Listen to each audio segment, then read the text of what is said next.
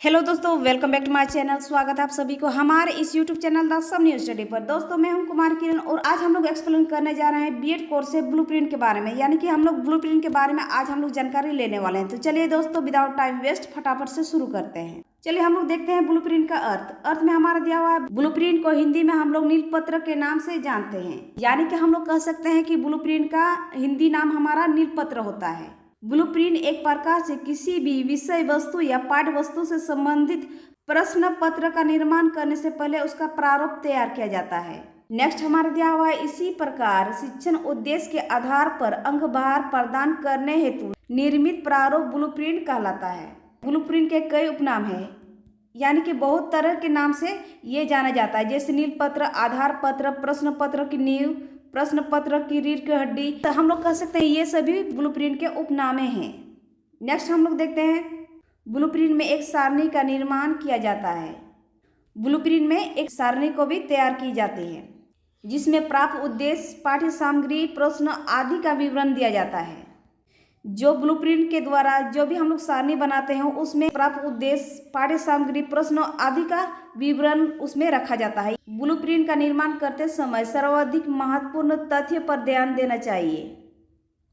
जब भी हम लोग ब्लूप्रिंट का निर्माण करते हैं तब हम लोगों को महत्वपूर्ण तथ्य पर हम लोग को ध्यान भी देना चाहिए, जिसमें बालकों के आयु स्तर तथा कक्षा के अनुरूप लिया जाना चाहिए।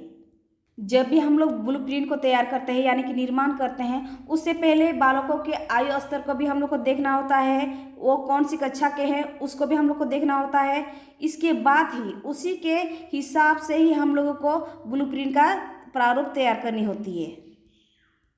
प्रश्न पत्र में सभी प्रकार के प्रश्न जैसे निबंधात्मक, लघु उत्तरीय, अति लघु उत्तरीय, वस्तुनिष्ठ प्रश्न शामिल किए जाए। इससे विद्यार्थियों के ज्ञानात्मक, अवध, ज्ञान प्रयोग, कौशलात्मक की जानकारी मिलती है। नेक्स्ट हमारा दिया हुआ है ब्लूप्रिंट बनाने का महत्व। ब्लूप्रिंट बनाने का महत्व निम्नलिखित है। पॉइंट नंबर 1 में हमारा दिया हुआ है, ब्लूप्रिंट के माध्यम से हम इसके आधार पर एक से अधिक परीक्षाओं के प्रश्न पत्र को तैयार कर सकते हैं। नेक्स्ट हमारा दिया हुआ, ब्लूप्रिंट के माध्यम से विद्यार्थियों के सभी पक्षों का आकलन सरलता से किया जा सकता है। पॉइंट 3 में हमारा दिया हुआ है, तैयार करने के पश्चात प्रश्न पत्र सरलता पूर्वक तैयार किया जा सकता है। इससे शिक्षक के समय की बचत हो जाती है। हम लोग कह सकते हैं ब्लूप्रिंट के प्रारूप तैयार करने के पश्चात सभी शिक्षकों को उसकी समय भी बचत हो जाती है, साथ ही वो प्रश्न पत्र को सरलता पूर्वक तैयार कर लेते हैं। नेक्स्ट हमारा दिया हुआ है, ब्लूप्रिंट का यह महत्व है कि यह पाठ्य वस्तु से कोई भी अंग नहीं छूटता है। यह विद्यार्थियों का समग्र आकलन करता है। हम लोग कह सकते हैं ब्लूप्रिंट का एक महत्व यह भी है कि वो पाठ्य वस्तु से कोई भी अंग नहीं छूटता है और साथ ही विद्यार्थियों के समग्र आकलन भी कर लेता है। नेक्स्ट हमारा दिया हुआ है, ब्लूप्रिंट में अध्यापक छात्रों को सरलता पूर्वक अंक वितरण कर सकता है। इसके माध्यम से अध्यापक सभी छात्रों को सरलतापूर्वक अंकों का वितरण कर देता है। अब हम लोग देखेंगे ब्लूप्रिंट बनाने की प्रक्रिया। ब्लूप्रिंट बनाने की प्रक्रिया निम्नलिखित है।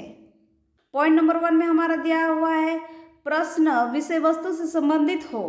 सेकंड में हमारा दिया हुआ है, निर्धारित उद्देश्य से संबंधित हो। हम लोग बोल सकते हैं उसमें एक निर्धारित उद्देश्य भी होनी चाहिए, निर्धारित उद्देश्य से रिलेटेड वो होनी चाहिए। पॉइंट 3 में हम लोग पाते हैं, प्रश्न सरल व स्पष्ट भाषा में निर्मित हो।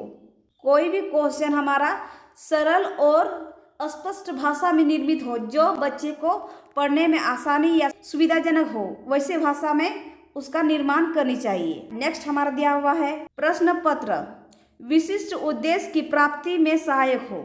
साथ में हम लोग का प्रश्न पत्र विशिष्ट उद्देश्य की प्राप्ति में सहायक हो सके, वैसे प्रारूप को हम लोगों को तैयार करनी है। नेक्स्ट हमारा दिया हुआ है, परीक्षा का समय परीक्षा में निश्चित होनी चाहिए। जब भी बच्चे एग्जाम में बैठेंगे उसके प्रश्न पत्र पर हम लोगों को एक टाइम भी फिक्स होनी चाहिए। नेक्स्ट हमारा दिया हुआ है, ब्लूप्रिंट का निर्माण समय के अनुसार ही करनी चाहिए। नेक्स्ट हमारा दिया हुआ है, बालकों के स्तर के अनुरूप ही प्रश्न पत्र बनाया जाना चाहिए। बच्चे के स्तर के अनुरूप वो कौन कक्षा के हैं और वो कैसे कैसे क्वेश्चन को हल कर सकते हैं, उसी हिसाब से प्रश्नों को भी बनाना चाहिए, यानी उसके लिए प्रारूप तैयार करनी चाहिए। नेक्स्ट हमारा दिया हुआ है ब्लूप्रिंट सदैव विषय वस्तु से ही संबंधित करने की कोशिश करनी चाहिए।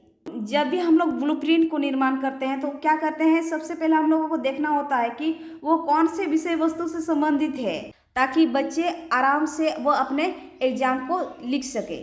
नेक्स्ट हमारा 9 नंबर में दिया हुआ है निबंधात्मक प्रश्नों को अधिक तथा लघु उत्तरीय प्रश्नों को कम अंक करनी चाहिए। जिस हिसाब से हम लोग क्वेश्चन को रखेंगे उसी हिसाब से हम लोगों को नंबर भी देनी चाहिए। नेक्स्ट हमारा 10 में दिया हुआ है प्रश्नों के महत्व तथा उसके वैदिक स्तर के अनुसार ही प्रश्नों के अंकों का निर्धारण किया जाना चाहिए। जिस हिसाब से उसके वैदिक स्तर है उसी के अनुसार ही हम लोगों को प्रश्नों का अंकों का निर्धारित भी करना चाहिए। अब हम लोग देखते हैं परिभाषा डिफिनेशन को। माध्यमिक शिक्षा बोर्ड के अनुसार क्या परिभाषाएं दी गई है उसके बारे में देखते हैं। उद्देश्य इकाइयों तथा प्रश्नों के प्रकारों के अंक संबंधित निर्णय प्रदान करना ही नीलपत्र का आधार है।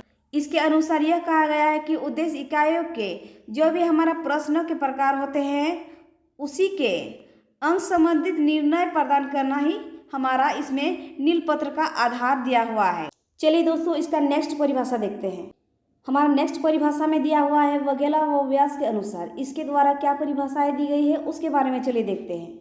नीलपत्र एक विशेष प्रकार का त्रिआयामी चार्ट है जिसमें उद्देश्य, विषय वस्तु तथा प्रश्न प्रकारों के आधार पर अंकभार दिया जाता है। हम लोग कह सकते हैं वगेला और व्यास के अनुसार में हम लोगों को त्रिआयामी चार्ट देखने को मिलता है। इनका यही मानना है कि प्रश्नों के प्रकार आधार पर अंक भार दिया जाता है। दोस्तों ब्लूप्रिंट जब भी हम लोग तैयार करते हैं या फिर हम लोग बनाते हैं तो हम लोग उसको 4 तरह से बना सकते हैं। तो चलिए दोस्तों अब हम लोग नीलपत्र की तालिका में देखते हैं इसको 4 तरह से किस तरह से तैयार कर सकते हैं, उसको हम लोग इस तालिका में हम लोग देखने वाले हैं। इसमें हमारा फर्स्ट पॉइंट में हमारा दिया हुआ है उद्देश्य पर आधारित, सेकंड में हमारा दिया हुआ विषय पर आधारित, पॉइंट थर्ड में हमारा दिया हुआ है प्रश्नों के प्रकार पर आधारित और पॉइंट फोर्थ में हमारा दिया हुआ है आधार फलक से संबंधित। तो चलिए दोस्तों इन सभी को हम लोग एक तालिका के माध्यम से समझते हैं।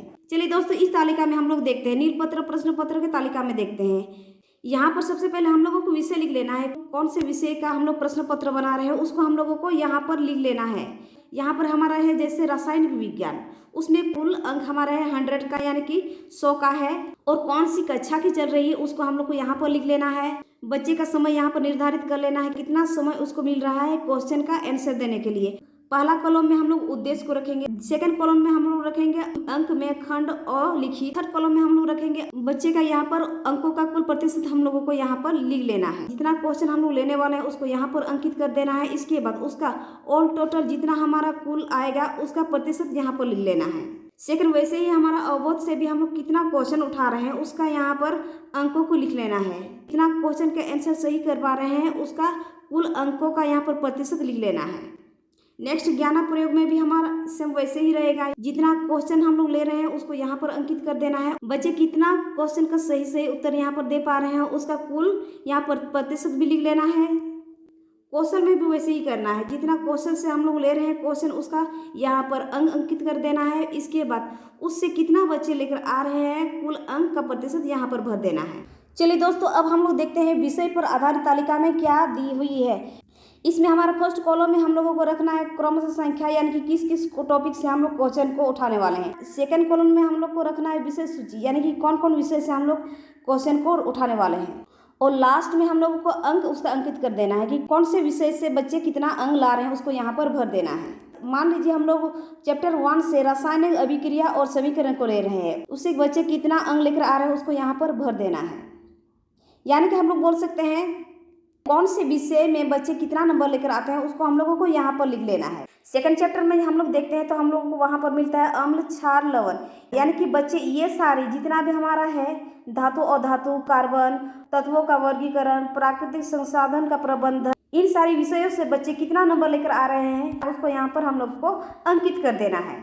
चलिए दोस्तों अब हम लोग नेक्स्ट पॉइंट देखते हैं। नेक्स्ट पॉइंट हमारा है प्रश्नों के प्रकार पर आधारित। इस तालिका में हम लोगों को 5 कॉलम देखने को मिलता है। यहाँ पर हमारा फर्स्ट कॉलम में हमारा रहेगा प्रश्नों के प्रकार, सेकंड कॉलम में हम लोग पाते हैं प्रश्नों की संख्या, कॉलम थर्ड में हम लोग पाते हैं प्रत्येक प्रश्नों के अंक और फोर्थ कॉलम में हम लोग को मिलता है कुल अंक, कॉलम फिफ्थ में हम लोग पाते हैं प्रश्नों को हल करने का समय। अगर हम लोग शुरू करते हैं निबंधात्मक से, तो हम लोग उसमें निबंधात्मक से हम लोग कितना प्रश्नों को ले रहे हैं उसको हम लोग को यहाँ पर अंकित कर देना है। इसके बाद प्रत्येक प्रश्नों का अंक, यानी कि निबंधात्मक में हम लोग कितना अंक देने वाले हैं बच्चों को, उसको हम लोग को यहाँ पर लिख लेना है। इसके बाद कुल निबंधात्मक से मिलने वाले टोटल अंकों को यहाँ पर टोटल इसका अंकों को लिख लेना है। और नेक्स्ट हमारा है प्रश्नों को हल करने का समय, कितना समय दे रहे हैं उस प्रश्नों को हल करने के लिए उसको हम लोगों को यहाँ पर लिख लेना है। लघु उत्तरीय प्रश्नों में हम लोग कितना क्वेश्चन को उठा रहे हैं उस संख्या को यहाँ पर लिख लेना है। उसमें हम लोग कितना अंक दे रहे हैं उसको यहाँ पर लिख लेना है। और अंकों को मिला के हम लोगों को जितना हमारा कुल अंक मिलेगा कुल अंकों को यहाँ पर लिख लेना है। जितना टाइम बच्चों को क्वेश्चन का आंसर हल करने में देते हैं उसको हम लोगों को यहाँ पर लिख लेना है। सेम वैसे ही करना है अति लघु उत्तरीय में भी। वस्तुनिष्ठ पर हम लोग यहाँ पर कितना क्वेश्चन उठाए थे उन सबको यहाँ पर ऐड करके लिख लेना है। सेम वैसे ही यहाँ पर भी वही करना है। यहाँ पर जितना प्रत्येक प्रश्नों का अंक को यहाँ पर लिखे थे उन सबको यहाँ पर योग करके यहाँ पर हम लोगों को लिख लेना है। नेक्स्ट कुल अंकों भी इन सभी का अंकों को योग करके हम लोगों को यहाँ पर लिख लेना है। और यहाँ पर जितना टाइम बच्चों को दिए थे उन सभी का योग हम लोगों को यहाँ पर लिख लेना है। चलिए दोस्तों, अब हम लोग देखने वाले हैं आधार फलक से संबंधित तालिका में। इसके फर्स्ट कॉलम में हम लोग उद्देश्य को रखेंगे, सेकंड में हम लोगों को रखना है ज्ञानात्मक को, थर्ड में हम लोग रखेंगे अवबोध को, फोर्थ में रखेंगे ज्ञानाप्रयोग, फिफ्थ में रखेंगे कौशल को और लास्ट में हम लोग रखेंगे योग को। अब हम लोग देखेंगे यहाँ पर प्रश्नों के प्रकार। प्रश्नों के प्रकार हमारा क्या क्या हो सकता है, जैसे हम लोग देखते हैं। मान लीजिए ज्ञानात्मक में हम लोग फर्स्ट में हम लोग निबंधात्मक बोध हम लोग उठाए, इसके बाद लघु उत्तरीय, इसके बाद अति लघु उत्तरीय, वस्तुनिष्ठ, यानी कि हम लोग का ज्ञानात्मक में कौन कौन सी क्वेश्चन हम लोग उठाने वाले हैं इसको हम लोगों को इस कॉलम में भर देनी है। सेम वैसे ही करना है अवबोध में भी। अवबोध में भी हम लोग कितना कितना क्वेश्चन कौन कौन सी क्वेश्चन उठा रहे हैं उसको हम लोग को यहाँ पर भर देना है। ज्ञानाप्रयोग में भी हम लोग को सेम वैसे ही करना है कि कौन कौन सी क्वेश्चन हम लोग उठा रहे हैं उसको हम लोग को यहाँ पर ऑल टोटल भर देना है। और कौशल से हम लोग कितना क्वेश्चन को उठा रहे हैं उन सभी क्वेश्चन का प्रकार यहाँ पर हम लोगों को लिख लेना है। और ऑल टोटल योग, यानी कि हम लोग इन सारी चीज़ों में हम लोग कितना क्वेश्चन उठाए इन सभी का योग यहाँ पर अंकित कर देना है। दोस्तों, उम्मीद है आपको यह वीडियो पसंद आया होगा। वीडियो पसंद आए तो वीडियो को लाइक और चैनल को सब्सक्राइब जरूर कर दें। साथ ही बेल आइकन को भी प्रेस कर दीजिएगा ताकि आने वाले नए वीडियो की नोटिफिकेशन आप तक जल्द से जल्द पहुँच सके। Thanks for watching this video.